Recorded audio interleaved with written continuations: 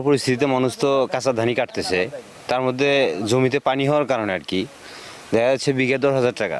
গাইবান্ধায় বোরো ধান কাটার জন্য মিলছে না শ্রমিক। ধান পেকে জমিতে পড়ে থাকলেও কাটার জন্য মিলছে না শ্রমিক। শ্রমিকের অভাবে গাইবান্ধার বিভিন্ন এলাকায় বোরো ধান ঘরে তোলা সম্ভব হচ্ছে না। এর মধ্যেই অতিবৃষ্টি নতুন করে কৃষকদের কপালে ফেলেছে চিন্তার ভাঁজ। অনেকের মাঠেই নষ্ট হচ্ছে ফসল। উত্তরাঞ্চলের জেলা গাইবান্ধার মাঠ জুড়ে এখন সোনালী ধান, কিন্তু শ্রমিকের উচ্চ মূল্যের কারণে সেই ধান ঘরে তোলার সামর্থ্য ক্রমেই কমছে কৃষকদের। ধান কাটার এই মৌসুমে মিলছে না শ্রমিক। কপালে দুশ্চিন্তার ভাঁজ নিয়েই ধান কাটার আয়োজন করছিলেন অনেকে, কিন্তু ঠিক সেই মুহূর্তে অকাল বৃষ্টির বাড়াবাড়ি চাষিদের থমকে দিয়েছে। দ্রুত ধান কাটার জন্য কম্বাইন হারভেস্টার ব্যবহারের পরামর্শ দিচ্ছে কৃষি বিভাগ, কিন্তু প্রত্যন্ত অঞ্চলে সেই সুবিধা পৌঁছাতে দেরি হওয়ায় বিপাকে পড়ছেন সাধারণ কৃষকরা।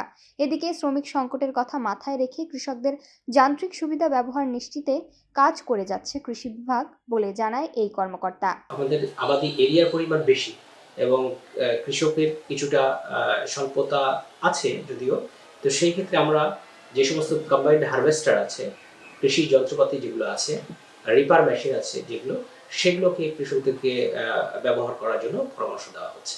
জেলায় এবার 1,20,210 মেট্রিক টন ধান উৎপাদনের লক্ষ্যমাত্রা নির্ধারণ করা হয়েছে।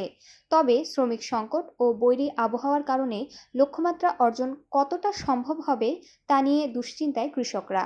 সরকার যদি ধান কাটা মেশিন দিত আমাদের, তাহলে তো মনে করেন যে আমরা খুব আরামেই কাটামারিগুলো করতাম।